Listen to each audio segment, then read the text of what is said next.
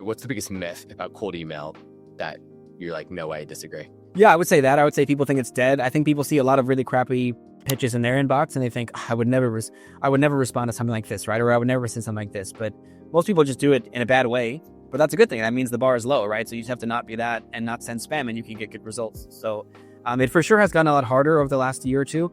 Tools like Instantly have came out and they've made it a lot easier to run outbound campaigns and at least like get started.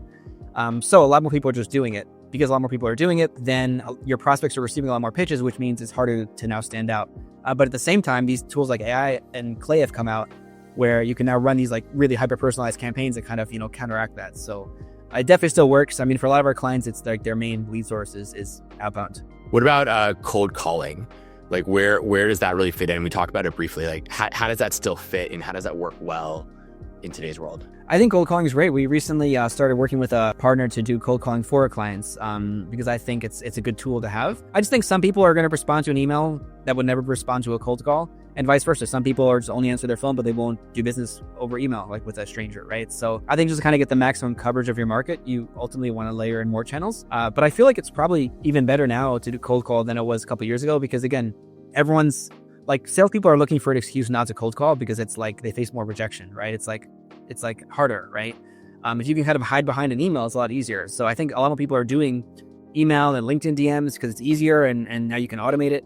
I would imagine like cold calling even works better now than it did a couple of years back. Are there tools to automate a lot of cold calling that you like a lot right now? I mean, do you still need your own internal SDR team to do the actual cold call in the end, or can that be outsourced too? You do need SDRs to actually do the cold calling, but you can automate everything around the call. So like the list building, the contact research, like finding the phone number, and just make it really easy so that an SDR can just open up their CRM and just call and like have context on each lead. So yeah, everything around the actual call. That's great.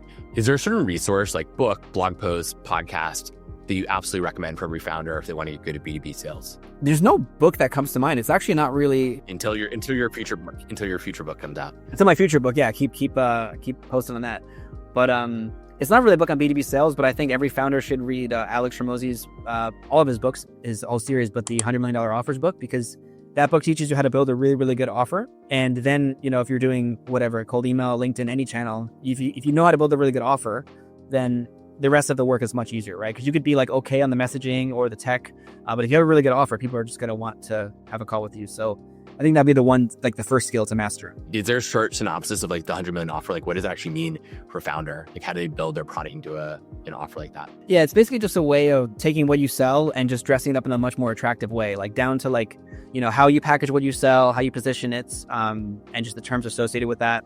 And then also getting into like the value ladder of like the lead magnet and the core offer, then the upsells. So kind of more like the business model of what you sell.